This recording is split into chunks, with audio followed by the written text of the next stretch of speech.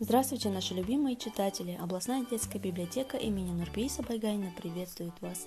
Мы хотели бы познакомить вас с миром заповедной природы с помощью наших любимых энциклопедий и книг, которые имеются в нашем фонде. Первая книга «Мой первый атлас животных». Из этого атласа вы можете узнать, какие животные обитают в лесу, на реке, в пустыне, на море, в жарких странах, на севере, и познакомитесь с динозаврами из древнего леса. Следующая энциклопедия «Природа», серия «Библиотека энциклопедий». В этой энциклопедии даны сведения о живой и неживой природе, из чего состоит планета Земля, кто обитает на суше, в воде и в воздухе, сколько материков и морей на Земле, знакомить с основными понятиями естествознания, такими как географические координаты, климатические пояса и рельеф Земли. Литосфера, гидросфера, атмосфера и биосфера. В книге также приводится множество сведений о полезных ископаемых животных и растениях. Следующая замечательная энциклопедия, называется она «Жизнь животных в ярких картинках и интересных фактах». Автор Джойс Поуп. Эта книга очень интересная, яркая, включает в себя множество иллюстраций. Из этой книги вы, ребята, можете узнать, кто такие млекопитающие. В мире более 3500 млекопитающих различных видов и разновидностей. Знаете ли вы, что голубой кит может весить более 100 тонн, в то время как землеройка-малютка редко весит больше 2 грамм? Следующая замечательная энциклопедия называется «Морские обитатели. Энциклопедия для любознательных». Герой Дисней приглашает маленьких читателей исследовать окружающий мир. В этой книге они узнают все самое интересное об осьминогах, кальмарах, акулах, скатах, морских звездах, медузах, рыбах-клоунах и других невероятных подводных обитателях.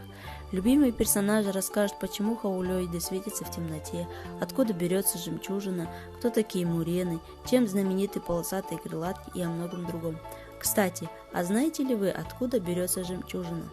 Нередко внутрь раковины моллюска попадает песчинка и другой посторонний предмет. Чтобы защитить свое тело, моллюск покрывает инородный предмет слоями перламутра, который сам же и вырабатывает. Через год или чуть больше на этом месте образовывается гладкая жемчужина. Следующая энциклопедия, серия 100 фактов, энциклопедия для детей, животные. Эта книга «Путеводитель по миру животных». Читатель совершит увлекательное путешествие в мир дикой природы и узнает все о жизни животных, способах выживания, охотничьем мастерстве, маскировке, размножении, органах чувств. Ему станет известно, как общаются шимпанзе, почему львы живут прайдами, как императорские пингвины спасаются от холода, какие насекомые каждый год совершают путешествие длиной 4000 километров. Издание проиллюстрировано фотографиями и рисунками. Кстати, ребята, знаете ли вы, что сокол-сапсан – самое быстрое животное в мире? Пикируя на добычу, он развивает скорость до 322 км в час. Уважаемые читатели, кроме энциклопедии, хотелось бы познакомить вас также с произведениями о животных. Первая книга – это про птиц и зверей, автор Михаил Пришвин. Яркая красочная книга, полная ярких иллюстраций животных. Короткие и интересные рассказы о животных ждут своего читателя. Следующая книга о животных, автор Катрин Гриф Эммануэль Чукриель. Называется она «Мое любимое животное». Рассказ маленькой девочки, которая не могла решить, какое у нее любимое животное. Она отправилась в зоопарк и познакомилась со всеми животными, но в конце концов она решила, что у нее просто нет любимого животного. Она любит их всех. Следующая книга, называется она «Про хвосты, носы и уши». Авторами этой книги являются Стивен Дженкинс, Робин Пейдж. Здесь представлены интересные факты о животных. В этой книге известный американский автор и иллюстратор Стив Дженкинс рассказывает маленьким читателям об удивительных фактах из жизни животных, а точнее о том, какими необычными способами они могут использовать свои хвосты, носы, уши и лапы.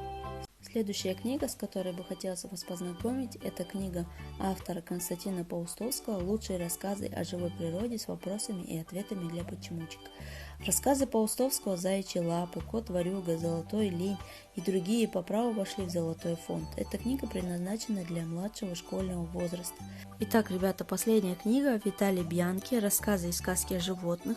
В эту книгу вошли замечательные рассказы и сказки Виталия Бьянки. «Мышонок Пик», «Первая охота» и другие. В них писатель раскрывает тайны чудесного мира природы и его забавных обитателей. Яркие картинки понравятся всем, без исключения. Ну что же, наши любимые читатели, на этом позвольте завершить наше путешествие в мир заповедной природы. И надеемся, что вы слушали очень внимательно, поскольку под этим видео вы найдете несколько вопросов нашей викторины, посвященной сегодняшней теме.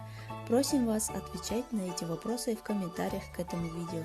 И не забудьте нажать лайк.